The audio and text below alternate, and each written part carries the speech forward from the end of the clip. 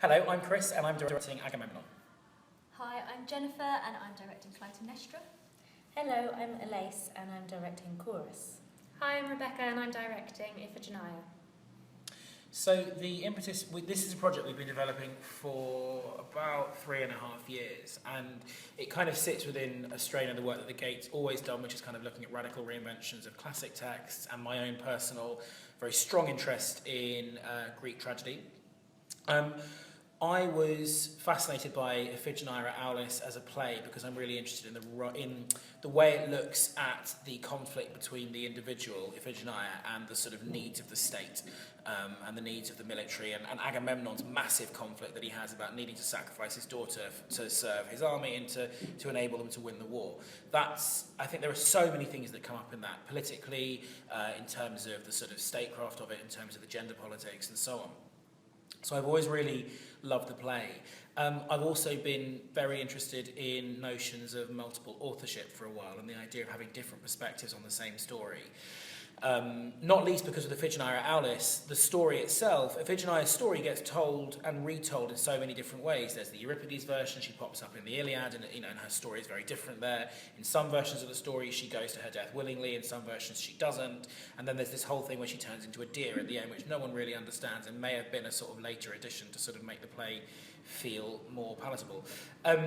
So I've always been really interested in these different perspectives, and so the idea for this project was to look at who are the core people within the play, so the family unit of Agamemnon, the father, Clytemnestra, the mother, and Iphigenia, the daughter, and then also the chorus. These are these four characters, I guess, that sort of sit at the heart of it. And so we wanted to find four really exciting writers to interpret the play from the perspective of each of those characters, so that you get this sort of Rashomon idea that everyone's account of what happened is different. And the four writers we've got, Luli Rajka, Chris Thorpe, Caroline Bird and Suhaila El-Bushra, also have really contrasting styles. So we've got some plays that are quite sort of straight, narrative-based, character-driven, dialogue-heavy plays, and we've got other plays that are much more formally off the wall or stylistically different, sort of poetic. So I think there's something really interesting about taking those different voices, taking the different perspectives of the characters and retelling that story, this story that's been retold many, many times. That's kind of where the project's coming from and what excites me about it.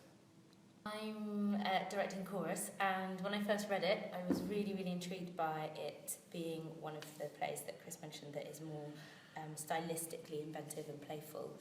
And what Chris Thorpe, the writer of Chorus, has done is modernise the chorus as the world of people who live and breathe and devour stories on the internet, and they are watching Iphigenia's story unfold across different websites and platforms, and there's increasingly, we're discovering in rehearsals, like, so many layers to how they view that story, how they comment upon it, how they interact with each other online rather than in real life.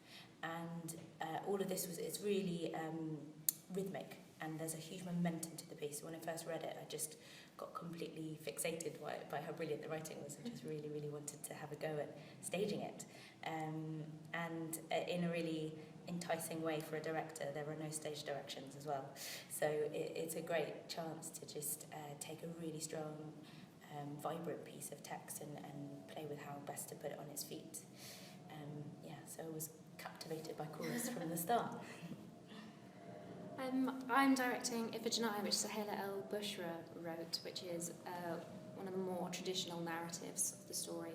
And it puts Iphigenia in the heart of it, which I think is a really exciting and quite novel thing with this story, because so often Iphigenia is not the main focus. She's the prop between Agamemnon and Clytemnestra. She's the device that means that they can go to Troy, and her agency is never really explored. And the way that Suhaila has written it is that Iphigenia is a 15-year-old, which I think is so exciting because it's that age where you're just on the cusp of being responsible and being an adult.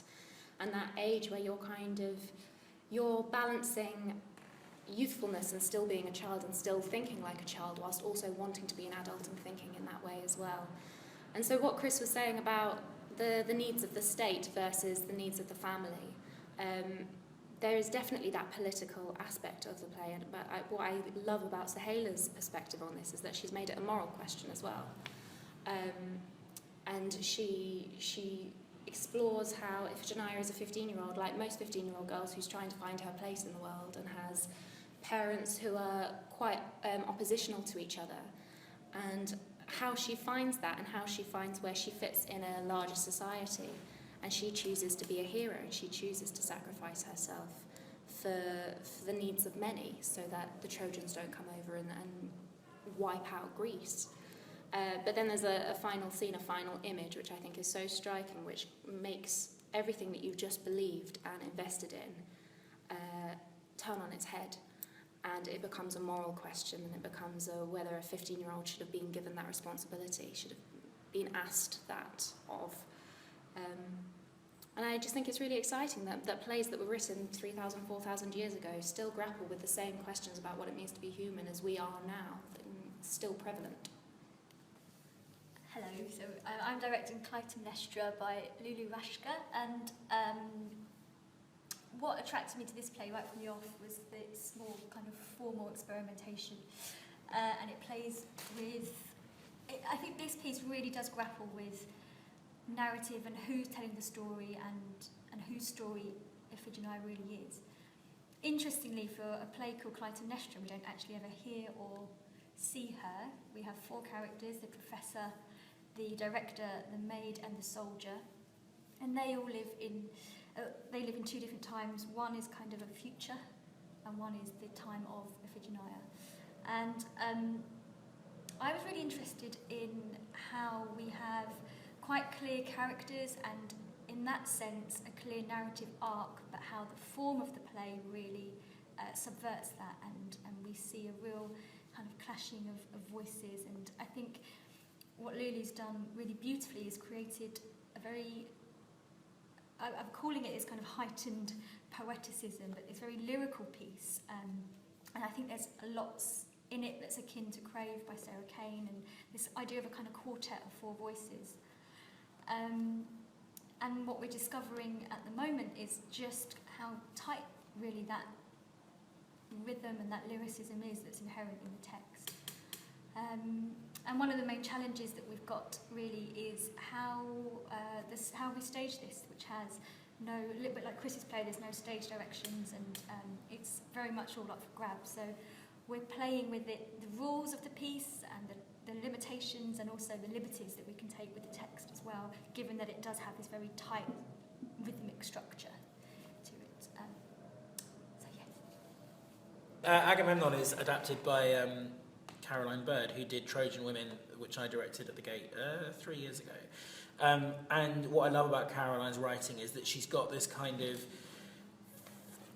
bristling, serrated, her language has a kind of serrated edge, and she brings that to bear on a kind of fighty feminist politics, but she really enjoys the sort of complexities and the kind of inner contradictions within each character. So one of the things that this play really looks at is the notion of there being 2 Agamemnons. There's the Agamemnon who was this kind of very powerful military leader before he realised his daughter Iphigenia needed to die, and then there's the Agamemnon after that who's become this complete catastrophe of a man.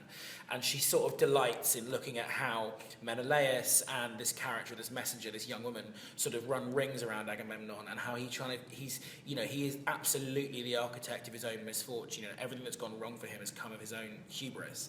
And so she's sort of looking at how leaders, particularly male leaders, kind of mythologize themselves, and how that kind of then impacts on the way they relate to the women in their lives. And there's just a kind of, and it's very funny, you know, she almost writes farce at times. There's a wonderful fight sequence where where Clytemnestra is beating Agamemnon senseless, and he's still trying to get information about what's happening to his daughter. So these 2 kind of wonderful contradictory things going on, and I think that's sort of where her writing really excels, in kind of smashing kind of contradictions together and just enjoying the fallout as that all sort of plays out on stage. Having to rehearse quickly, and we're splitting our rehearsals. So we've got 2 teams of, we've got 8 actors in total, 2 casts of 4, and each cast is being shared between 2 directors. So then we as directors either do half days each or we alternate days or whatever. One of the things I'm quite excited, I keep forgetting that my cast are rehearsing another play at the same time, so I'm really looking forward to seeing them perform a piece that is stylistically and content-wise very, very different from mine. And I think there'll be something rather wonderful and joyful in watching the cycle of all 4 plays as a whole, because you'll get to see these really, really fantastic actors, you know, really stretching themselves and really telling different stories in a range of different ways.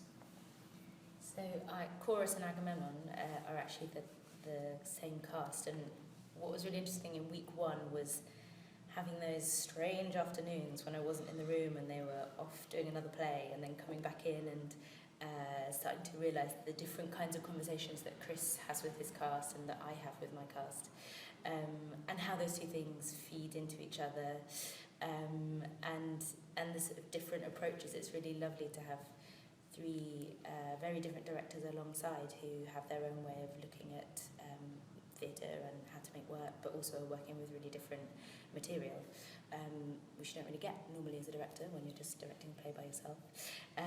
So that's great. And then you know, in the time limitations we have, it's for me really important to always find a playfulness, and I usually work quite physically, so we do a lot of physical games and exercises and things like that in the room, which is just a really important part of how I see theatre, and something that I always try to share with the casts I work with, and it is a nice sort of complement in a way to the text that we're working on, which is this brilliant sort of 20 pages of verse just sort of that thunder along. And what we've tried to really capture in the staging is the stillness and the focus that people have when they're absorbed by watching a story unfold online. And that sort of idea that you might be at your laptop or on your phone, hooked on something, and suddenly half an hour, 4 hours has gone by. So trying to keep it, trying to find in our staging something that reflects that physical attitude, that way of engaging with stuff, but also has something that is really alive underneath it and doesn't feel heavy in any way. So actually playing the games is a really important part of underpinning that process.